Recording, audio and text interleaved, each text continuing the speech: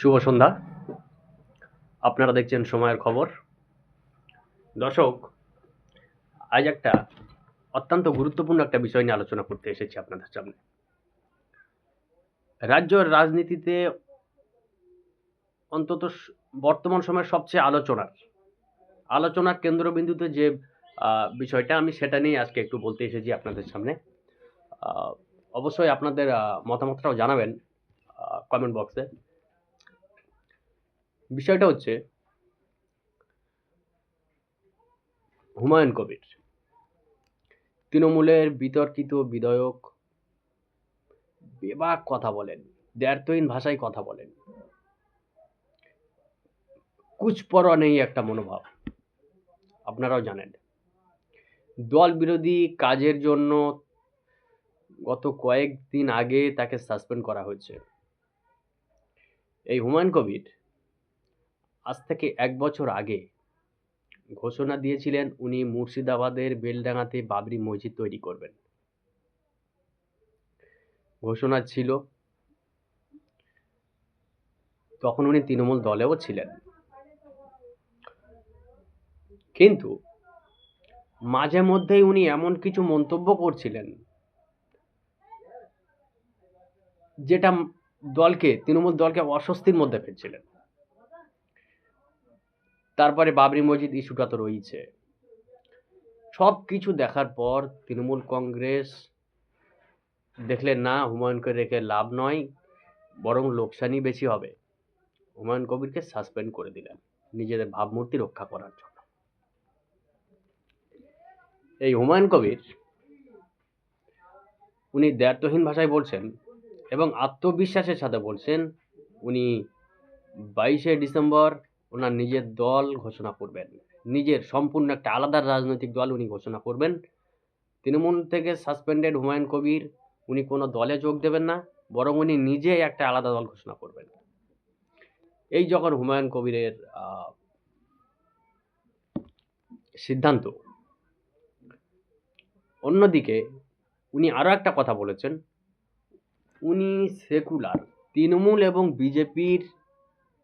এবং বিজেপিকে বাদ দিয়ে আর যারা সেকুলার রয়েছে, সেটা লেফট, কংগ্রেস, আইএসএফ, এমনকি ওনার কথাতে এআইএমআইএম মিম, এদের সাথেও নাকি ওনার কথাবার্তা চলছে।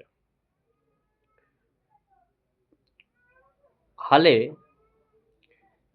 Indian secular front, Naushad Siddiqui, Indian secular ফ্রন্টের চেয়ারম্যান নওশাদ সিদ্দিকীকে প্রশ্ন করা হয়েছিল, আপনি কি হুমায়ুনের দলে যাবেন? হুমায়ুন কবিরের সঙ্গে কি আপনি জোট করবেন? উনি কিন্তু বিষয়টা একবারে উড়িয়ে দেননি। উনি বলেছিলেন, হুমায়ুন আগে কি করে দেখি, হুমায়ুনের দলের আদর্শ কি, নীতি কি, কিসের উপরে বেস করে হুমায়ুন কবির চলবেন, তার উপরে ভিত্তি করব, তার সঙ্গে আমি জোট করব কি করব না। খুবই ইম্পর্টেন্ট কথা। কিন্তু নওশাদ কিন্তু জোট সম্ভাবনা উড়িয়ে দিচ্ছেন না। উনি বলছেন, যদি আমাদের সঙ্গে নীতি আদর্শের খাপ খায়, তাহলে ওনার সাথে আমি জোট করলেও করতে পারি। এখন প্রশ্ন হচ্ছে যেটা, হুমায়ুন এবং নওশাদ যদি জোট করে, একদিকে হুমায়ুন কবির বর্তমানে যেভাবে বাবরি মসজিদ ইস্যুতে ওনার বেলডাঙা, রেজিনগর বা মুর্শিদাবাদের কয়েকটা বিধানসভা ক্ষেত্রে ওনার যে যেভাবে প্রভাব দেখছি, জনপ্রিয়তা দেখছি, যা ভিড় দেখছি আমরা, এই ভিড়টাকে যদি উনি ভোটে পরিণত করতে পারেন, একই সঙ্গে দোসর রয়েছে সিপিআইএম, নওশাদ সিদ্দিকীর আইএসএফ, এই তিনটে যদি একসঙ্গে মিলে যায়, তাহলে কিন্তু শাসক দলের কপালে চিন্তার ভাঁজ চওড়া হতে বাধ্য। এ কথা শুধু আমি বলছি না, গত কয়েকদিন আগে আমাদের রাজ্যের জনপ্রিয় চ্যানেল এবিপি আনন্দ থেকে একটা সমীক্ষা করা হয়েছিল, সেখানে 70% মানুষ বলছে নওশাদ প্লাস হুমায়ুন যদি জোট করে বিধানসভা নির্বাচনে লড়েন, তাহলে তৃণমূলের লোকসান হবে। এই কথা মনে করছেন 70% মানুষ। বিষয়টা বুঝুন, 70% মানুষ মনে করছেন তৃণমূলের লোকসান হবে। এখন আর একটা বিষয় এখানে দেখার রয়েছে, সেটা হচ্ছে ভোটের আগে আগে ভিড় হয়, কিন্তু ভিড়টাকে ভোটে কনভার্ট করতে পারেন না অনেকে। হুমায়ুন কি সেটা পারবেন? এটাও লাখ টাকার প্রশ্ন। হুমায়ুন কি সেটা পারবেন?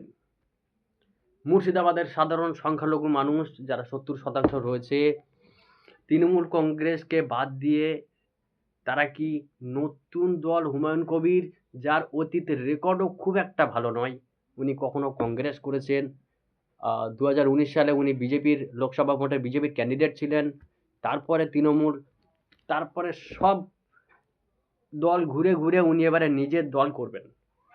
এই হুমায়ুন কবিরের উপরে মানুষ কতটা আস্থা রাখবেন সেটা নিয়েও একটা প্রশ্ন রয়েছে। দর্শক, আপনারা এই বিষয়ে কি মনে করেন অবশ্যই কমেন্ট বক্সে বলবেন। আজকে আপাতত এই পর্যন্তই।